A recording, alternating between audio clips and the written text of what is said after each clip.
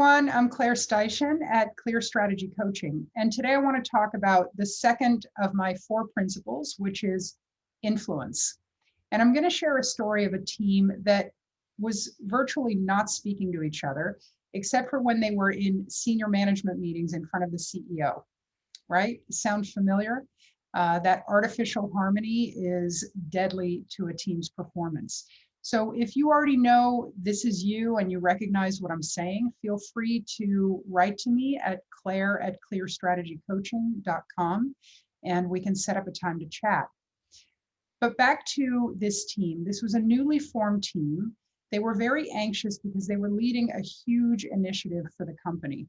They'd each been super effective in previous roles, so they felt confident individually, but together they were butting heads. They were playing 2 against 1. They were barely speaking. And even though they played nice on the surface and to the management, their teams knew very well what was going on, and the teams were exhausted and not nearly as productive as they could be. Over a few months' time, together they learned some important keys of influence and how to manage conflict. Little by little, they got on the same page about their goals and how to get there, importantly, and they actually started laughing and spending time together. It was kind of magical.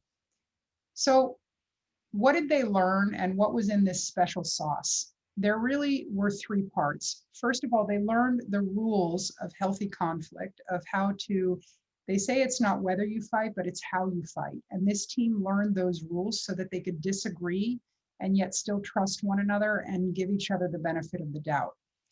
Second thing they learned was about their different styles, how those styles were setting each other off, and how to stop taking each other's behavior so personally. And third of all, they learned their own negative habits and how those might be derailing the team and how to individually stop doing those. So if you relate to this in your team, remember 3 rules to disagreeing in healthy ways. Sorry, there are rules to disagreeing in healthy ways, so learn those. Learn people's styles so that you don't take things personally, and learn your own derailers so that you know how to avoid making things worse, right? Toxic dynamics in teams absolutely kill productivity, and they really, really hurt innovation. And worst of all, you can lose your best talent without even realizing this. And I can share with you that this team almost did. So if you want your team to learn the rules of influence so that they can get along better, so that they can collaborate more effectively, and that they can innovate for your organization and for your very ambitious agenda, go ahead and write to me, Claire, C-L-A-I-R-E, at clearstrategycoaching.com. Have a great evening.